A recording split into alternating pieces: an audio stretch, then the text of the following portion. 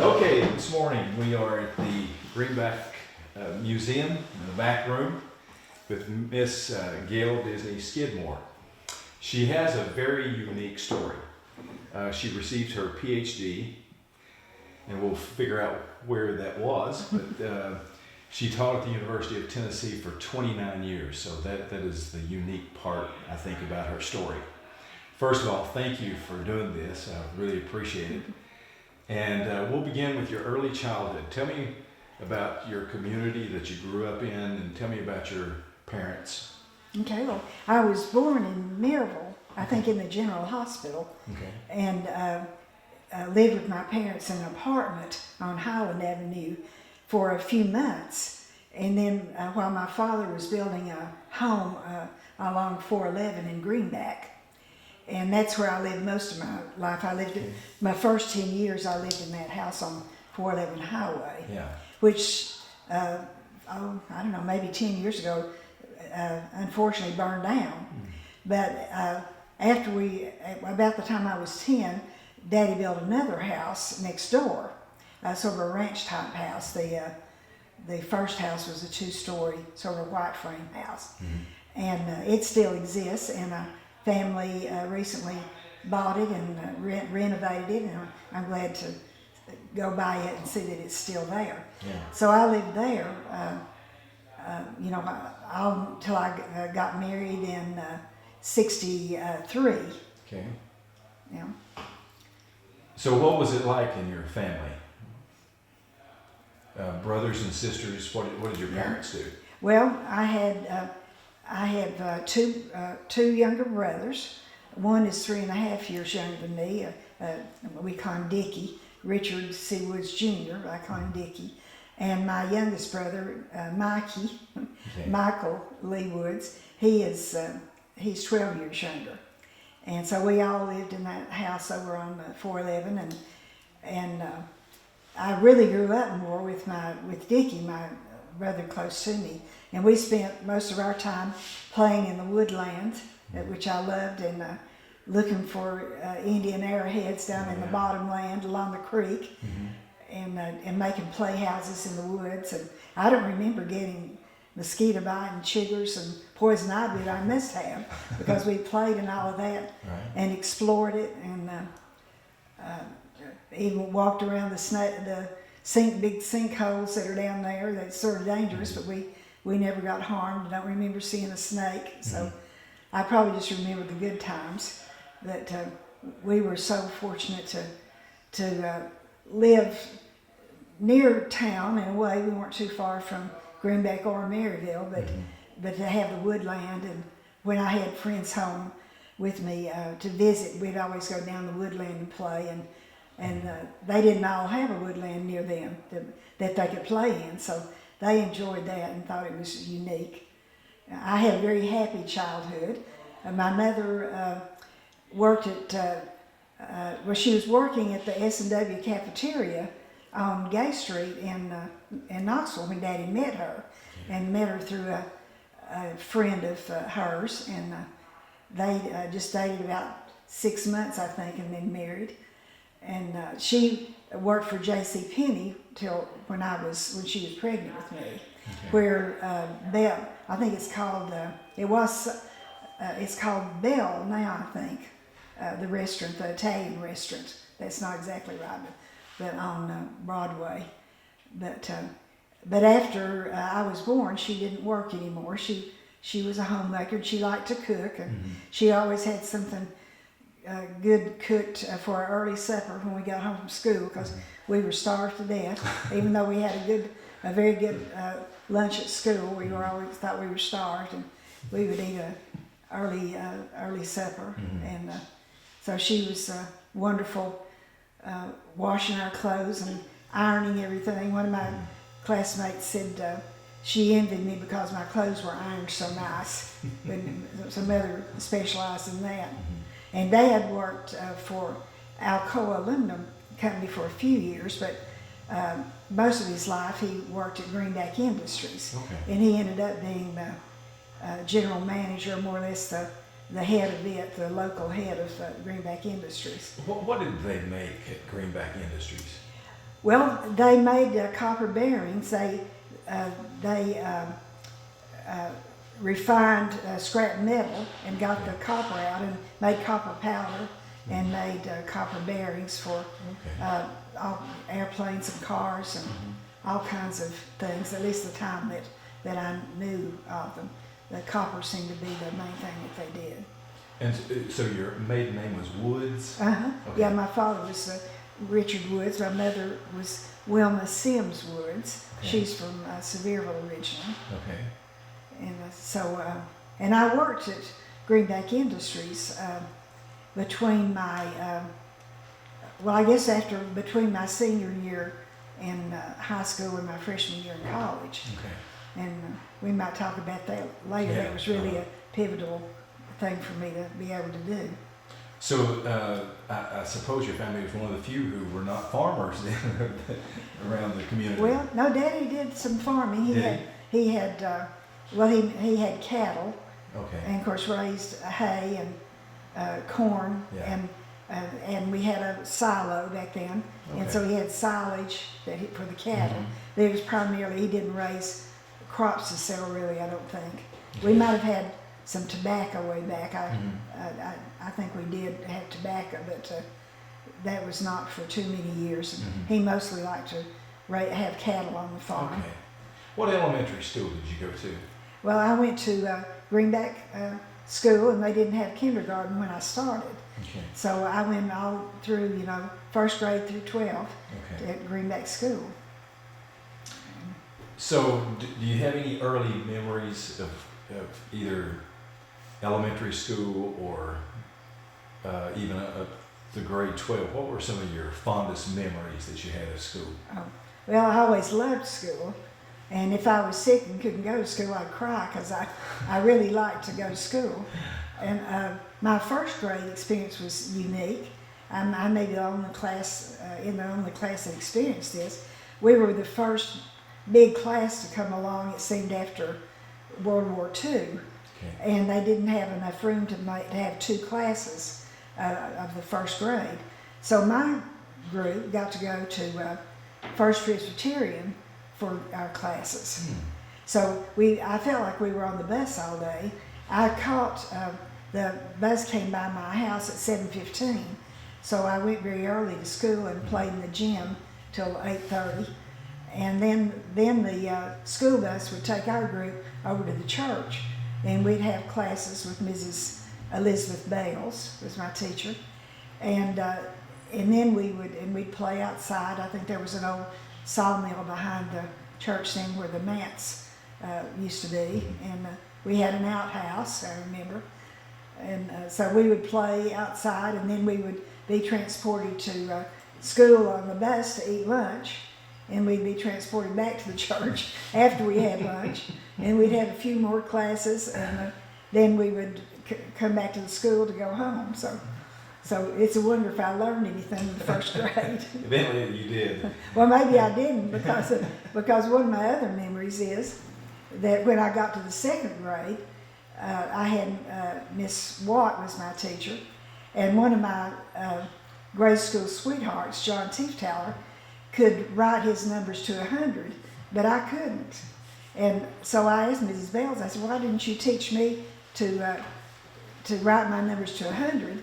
And she said, well, your little group was just getting along so well, I didn't want to bother you with that.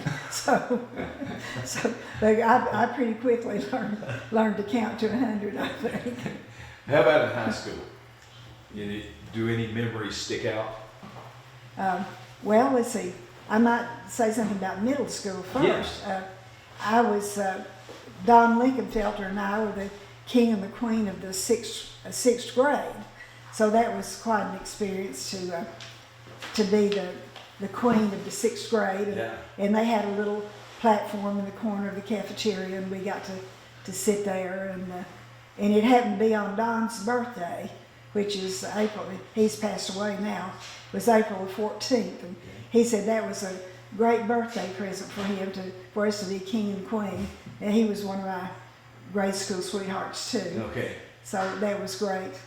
And then that was in the sixth grade. And then when I was in the eighth grade, I met my husband-to-be, Mike Disney, well, we went to the same church, but we really hadn't mingled with each other till we went on a youth retreat at Laurel Lake. And there he decided he was going to date me, although I was too young to date at that time, and my mother and daddy wouldn't let me actually go on dates. But and you were in the what grade? That was the summer before I was in the 8th grade. Okay. But we discovered there was an opening in the cheerleading squad, and an 8th grader could be a cheerleader, and he played basketball. He was 6'8" and a half. Whoa. And well, he probably might have not been quite that tall then. He was a sophomore, but he grew to be 6'8" and a half. And so all of his class pulled together and voted for me so I could be cheerleader. So we got to go on all the school basketball trips together. So that was like a date. So we started out our dating times in being a cheerleader and all of that. You know, the pep rallies and making up cheers. Yeah, that was a lot of fun. How much older was he than you? He was 2 years older. Okay. Yeah. So he graduated 2 years before me, and so I was really lonesome, especially my senior year when he wasn't there. Yeah.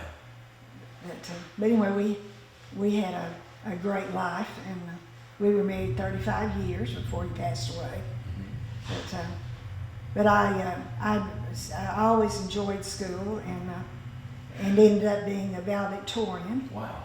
And I told the principal, Mr. Sneed, when I was in the 1st grade, I saw they let us go to the assembly and see the graduates march down the aisle. And at that time, they made like daisy chains along the aisle for the seniors to walk down.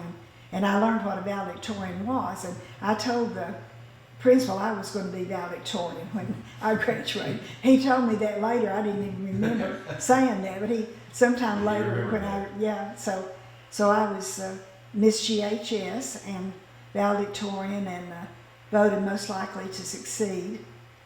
So I was honored to get those things. And they got those right as well. well, I don't know. They picked very well. Yeah, I was honored, and of course I enjoyed all my school years and had lots of girlfriends that we still get together. Correct. Once a month, a bunch of us. Really?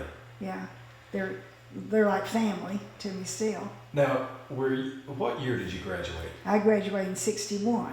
Okay, so you were, I guess you were in 8th grade or 9th grade when Greenback had their first football team?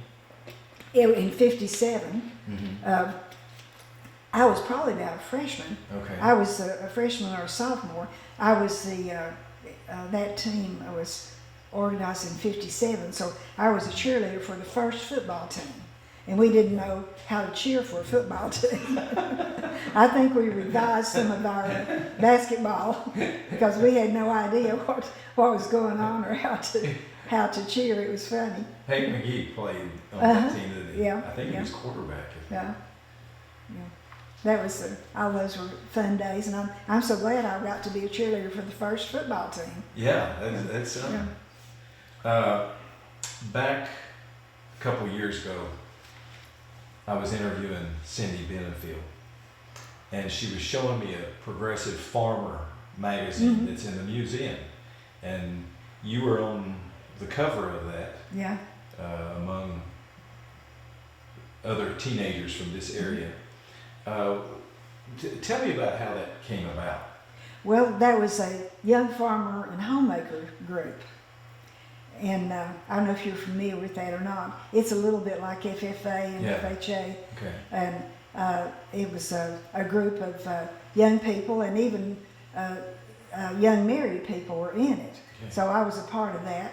And I was the Blount County Young Farmer and Homemaker Queen, and was the first runner-up in the state contest on that. So I was active in that. But every year we had a folk dancing, sort of an exhibit. I don't think it was really competition, but an exhibit in the alumni gym at UT.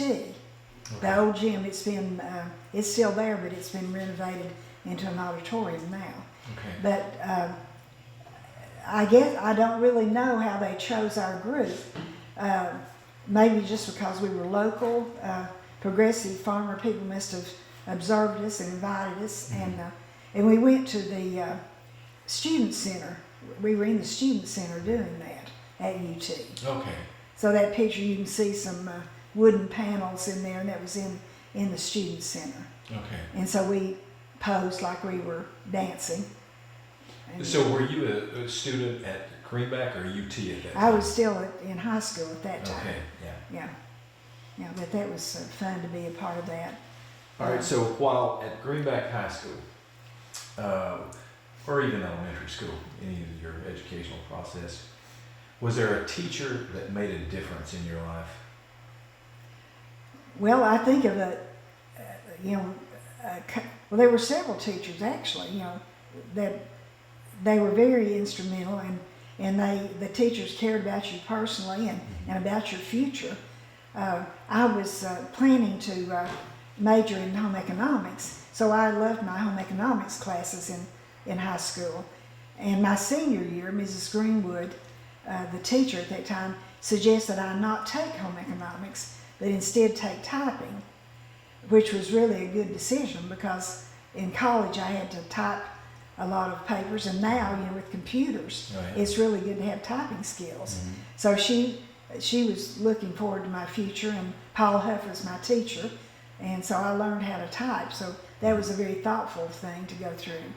And then the Coopers, Mrs. Cooper, the older Mrs. Graham Cooper, she was our history teacher, and she was my homeroom teacher for a while, and she would challenge us every day to notice something interesting on the way to school, to notice what was going wrong and to share something interesting that we saw. And that taught me to be more observant. But again, she was very caring about all of us and about our future. Mm-hmm. And Thelma Cooper, her daughter-in-law, was my literature and English teacher. And so I made very good grades in English in college. Mm-hmm. One of my teachers asked me to come for a conference, and I thought, what have I done wrong? And she told me that she didn't think she'd ever have a student as good as me in college that came from Greenback School. And I was offended. I said, well, I'll have you know we have a very good English and literature teacher at Greenback School. Mm-hmm. And I had no trouble at UT with going to Greenback School. I learned everything I needed to learn, the basics, to go to college. It's certainly not a disadvantage to not going to a larger school. Was it always a goal of yours then to further your education? Yes, I always expected I would go to college, and my parents, especially my father, although he had not graduated, he had gone to Maryville College in pre-med, and then changed to engineering at UT, and before he got a job or decided just to work full time at Alcoa, I guess he decided to get married and had to work full time. Yeah. But it was I always expected I would go, and my parents expected me to go, and I enjoyed all my college years too. I thought I'd be a professional student. I went to college 12 years after my 12 years in grade and high school. So, and I would have gone more, I enjoyed learning and enjoyed school. Yeah. So you went to UT? Uh-huh. And how did the process go when you finished your undergraduate degree? And was that in home ec? Yes, it was.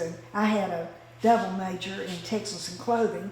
That was my main interest at that time, and in home ec education, because I planned to teach high school home economics. Yeah. My aunt Edith Woods was my role model, and she helped me so much with my sewing and my 4-H projects and stuff. And so she was a home economics teacher, so that was my goal. Yeah. And that's why I got the home ec ed as my double major.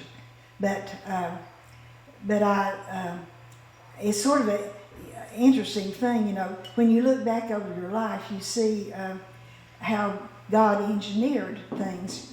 Things were not at random, you know. Things just happened.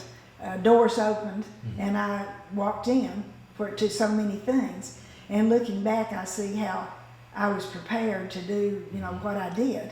And God is a very important part of my life. And I became a Christian when I was about 10 years old, and have observed how God has intervened in my life ever since.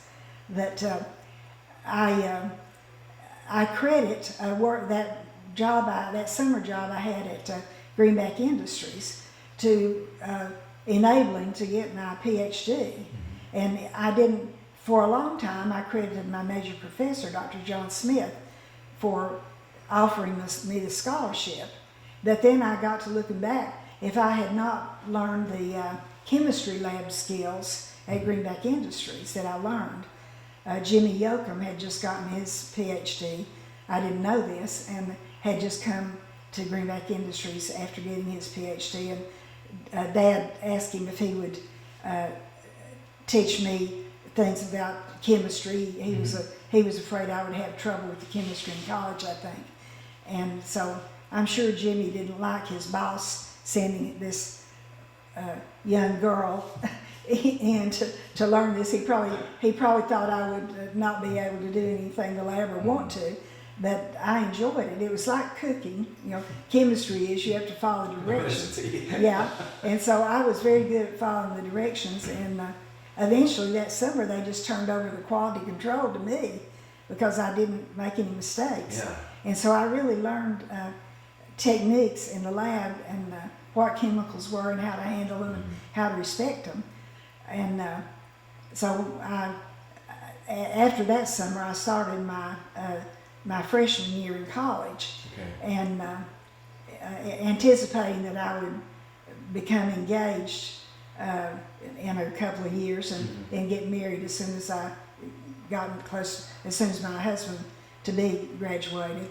So I felt like I needed to have a job to earn my tuition, and for at least the first year after we got married, because he would have his first job and might not be making a lot of money. So, and my father told me that if I got married before I graduated, he wouldn't help me with my college. And I think he thought that would keep me from getting married then. But I thought, well, I always assumed that as a married woman, I would pay my way. I wasn't expecting him. I never even dreamed of him helping me. Right. So that didn't set me back any. But it did remind me I better have a job. So my tuition was $75 a year at that time. And so I got a job working in the chemistry lab in the nutrition department, making 75 cents an hour. So I had to work 100 hours that quarter. There was a quarter system back then to get my tuition for that quarter. And I didn't tell my husband to be Mike or my dad about the job, because I didn't think they'd approve of me trying to work and go to school. Yeah. So I worked my 100 hours, and I had to really look for work to do. So I had the chemistry lab so clean and neat that the department head would take people on tours of it. Did you live on campus at that time? Yes, I was living on campus. Till I married, I lived on campus. And I would come home every weekend because I was church organist. And so I kept that up. And so I was, a pretty busy girl. But that's... What church was that? Greenback First Presbyterian. Okay. Yeah. I'm now a member of Pine Grove Presbyterian. My husband and I go there, my current husband. But it was that job experience at Greenback Industries, learning how to work in the lab, and then that enabled me to get this job in nutrition.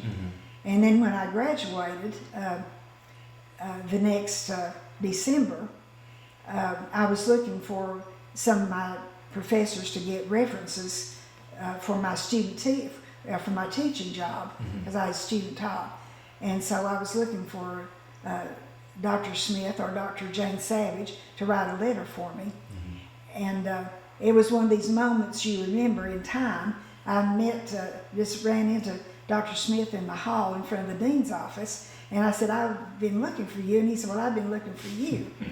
And he said, how would you like to take a 3-year assistantship and get your master's degree in nutrition and help me with a grant that I've gotten? And so I thought, well, it paid almost as much as a teaching job, and I could get my master's degree. So that's how I started, and I changed my major from textiles and clothing to nutrition. Okay. And I liked the chemistry, and I probably would have majored. I might have majored in nutrition earlier, but I didn't want to take the all the food lab experiences that they expected you to do at that time. The quantity foods. I didn't want to get involved in that. So it all worked together. But for my master's degree, I got an unusual double major in nutrition and textiles and clothing, because I couldn't give up my textiles and clothing. that was an odd combination, but it was the chemistry part of it. I had envisioned, well, at first I had envisioned being a buyer for a department store, but I decided I better see what was involved. So I went to the manager at that time of Profit's department store, and asked him about what entailed being a buyer. And he said, quite frankly, I would not hire you because you're a young woman and you're just going to get married and have a child, and all your training will be down the drain.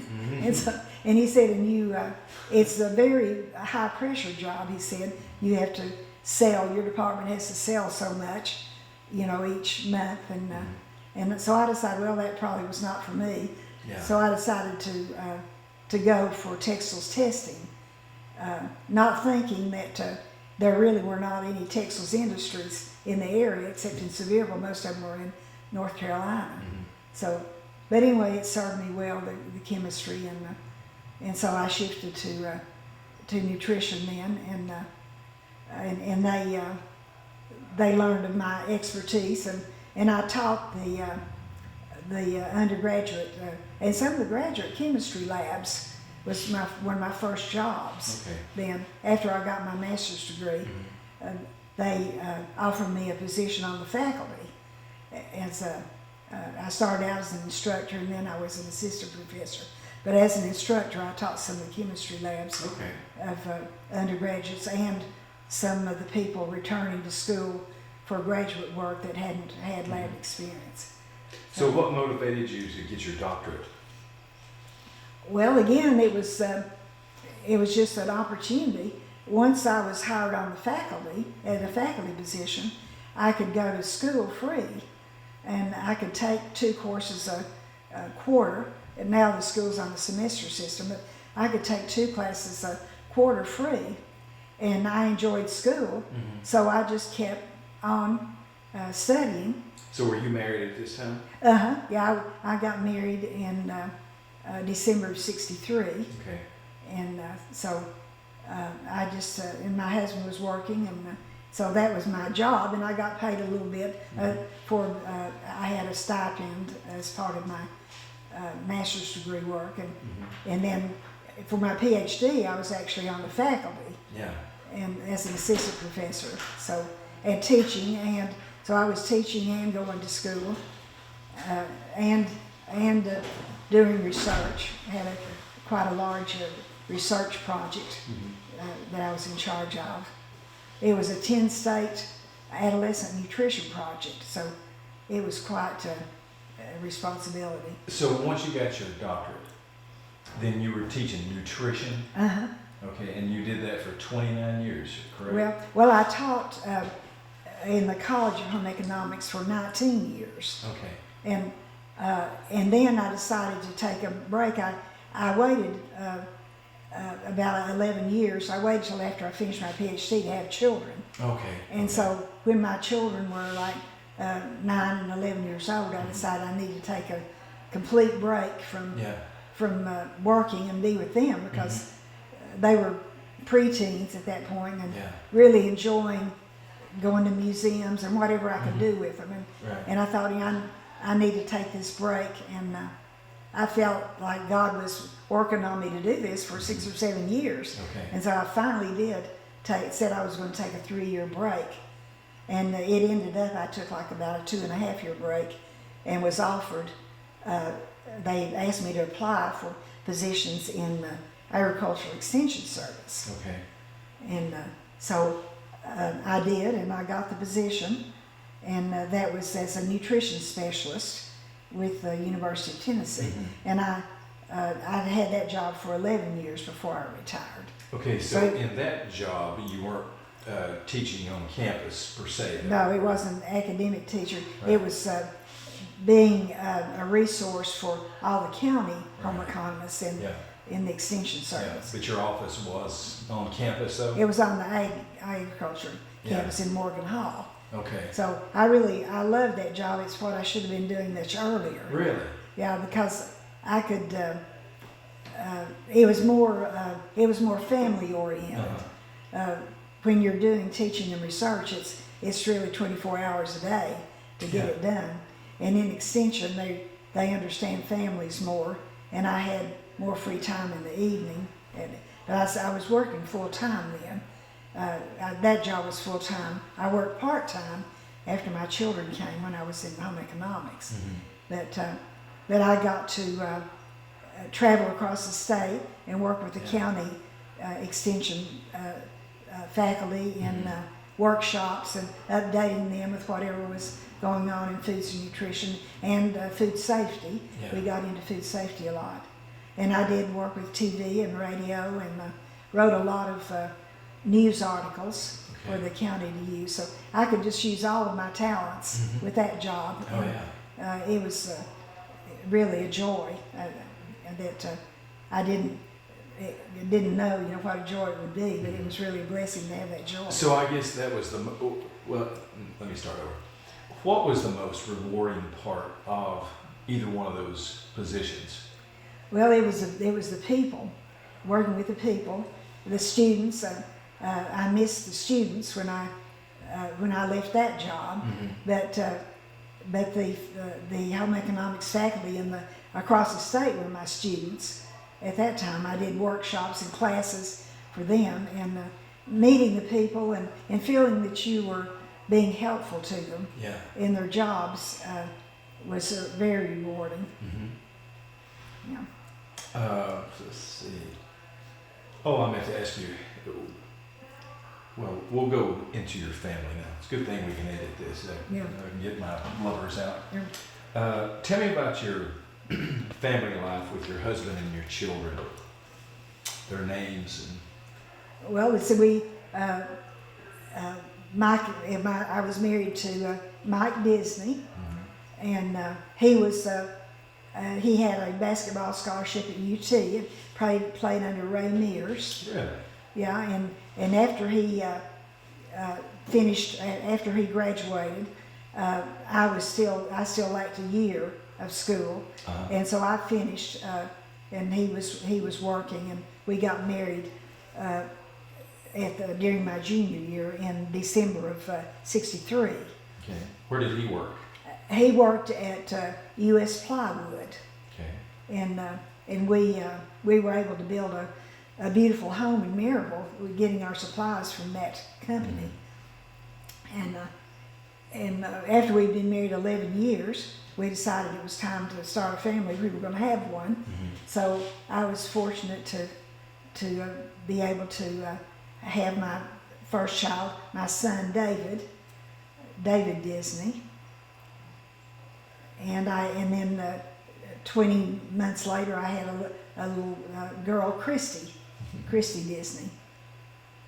She's married. She's Christy Disney Bruckner now. Do they still live close by? Well, David built a house on the farm back near my mother's house, and he and my daughter-in-law Jessica, she's a veterinarian, and David is in charge of information technology for the federal court in East Tennessee. Okay. And she's a veterinarian, and they have two little boys, not so little now.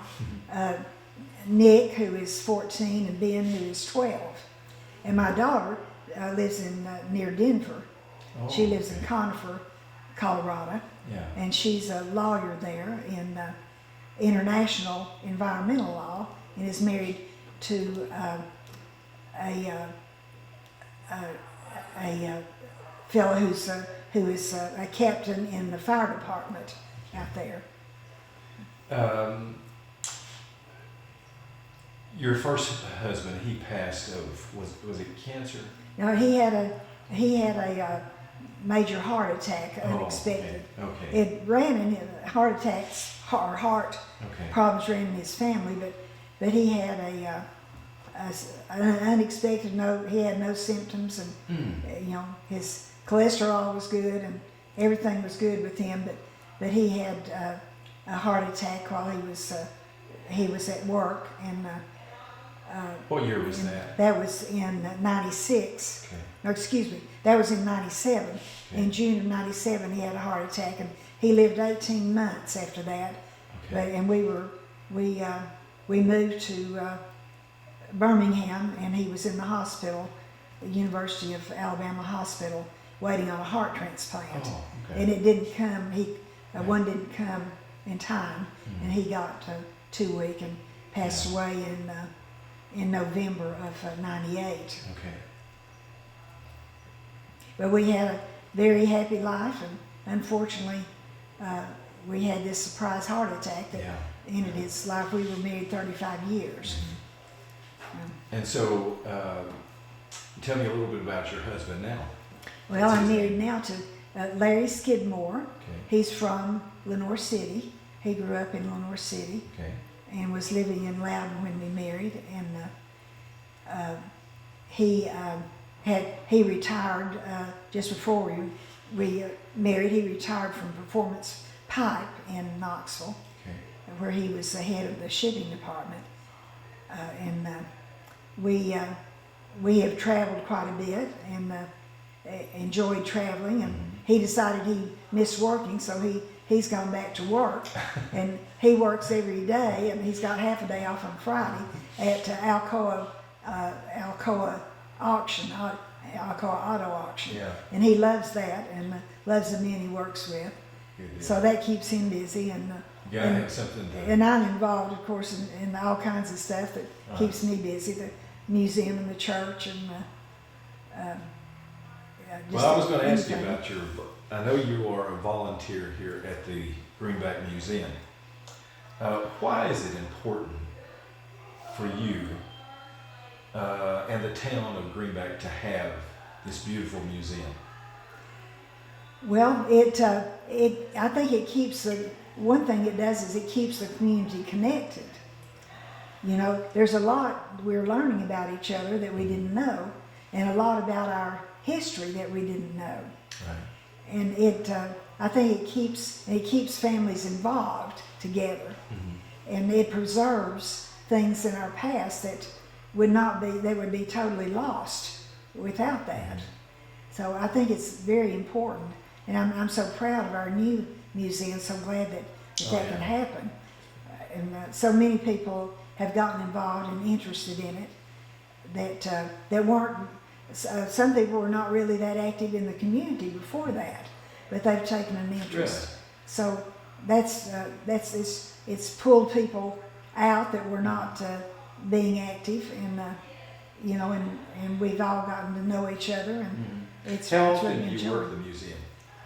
How long? How often? Oh, well, I usually just work once a month. Okay. But then I'm on some committees that the publications committee, and I try to help with whatever I can help with. So y'all must have a lot of volunteers then to help out. Yeah, to get it manned every day. Yeah. We do, and I think it seems to be working out, pretty well.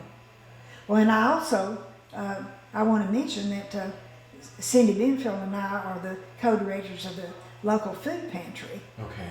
that's in the basement of the community center. So that both of us spend a lot of time working in that, Yeah. and we have wonderful volunteers for that also, and some of them volunteer in the museum also. Well, tell me, what person had the greatest impact on your life? Oh, You can go back to childhood or present. Yeah. Anything in Well, between. I guess overall, there's always so many people that have an impact on your life. My father, Okay. I admired him greatly. He was a very important part of the community, and he was a very good example of a Christian and outstanding and very much admired. And then I was so involved with my first husband for so many years, having dated all through high school, and then we were married for 35 years. And again, he was a wonderful person, and had a lot of talents, and was very supportive of me in my career. He tolerated me going to school for 11 years after we got married, and then working for a while, and then we raised our family together. The children were in their 20s when he passed away, so they got to live long enough to be influenced by him. Yeah. So he was a very important part of over half of my life. And my husband now, I have a wonderful husband. I'm very blessed to have a second husband, and we met at church dancing lessons, and we both like to dance, and so we've been married 15 years this next April. So he's a wonderful person, very supportive, and so those are people that have influenced me for many years. But I've been blessed to. God's brought a lot of people into my life that made a big difference in my life. And looking back, what do you feel has been the greatest accomplishment during your lifetime that you've been a part of? Well, raising two wonderful children, would be that I'm very proud of, would be my greatest accomplishment, I think.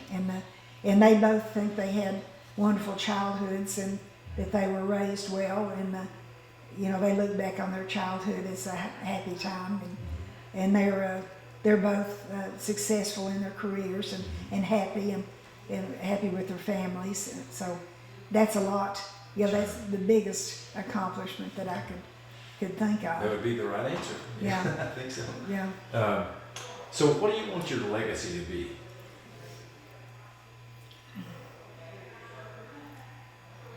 Well, I would like for people to remember me as a caring person, one that I cared for people, and that I was pretty much contented and accepting of whatever was going on in my life.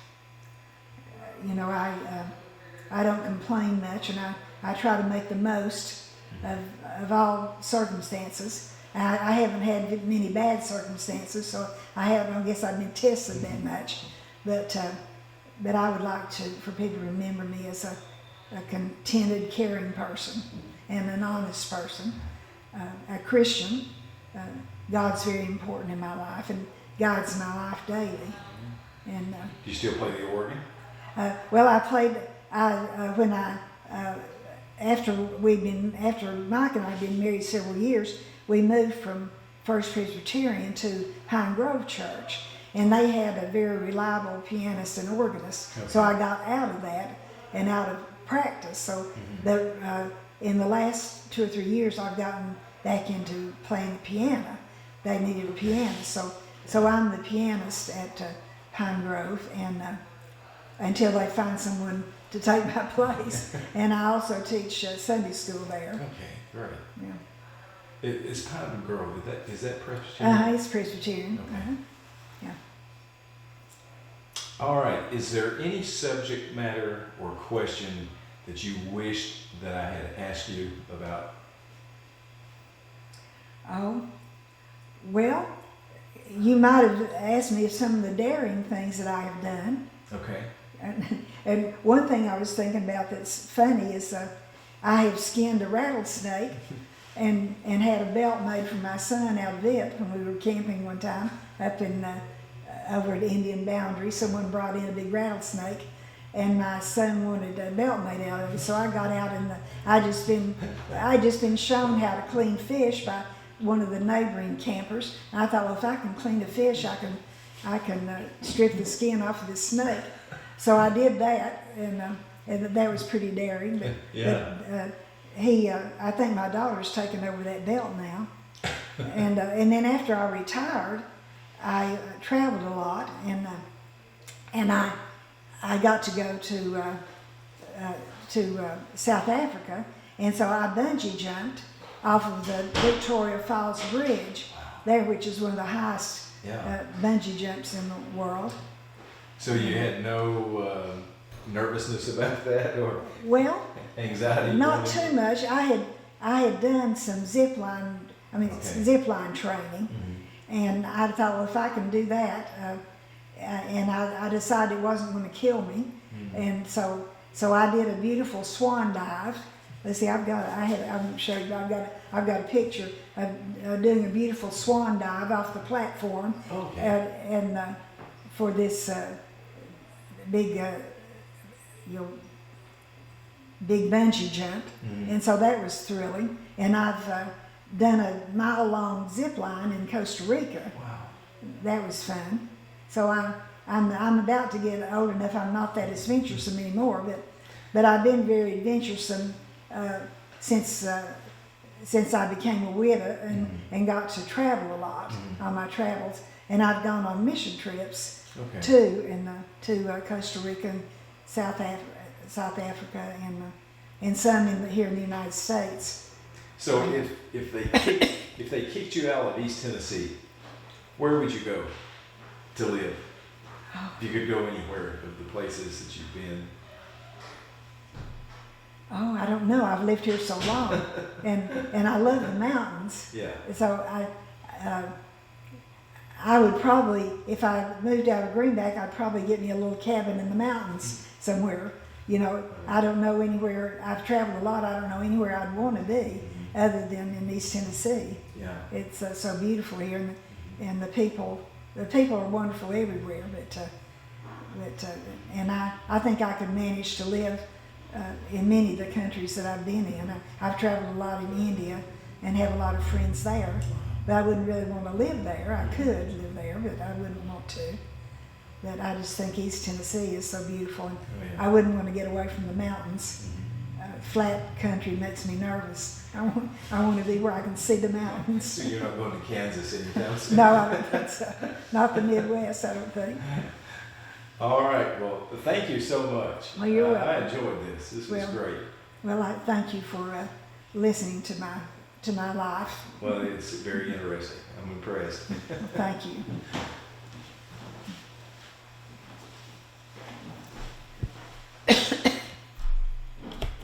Yeah.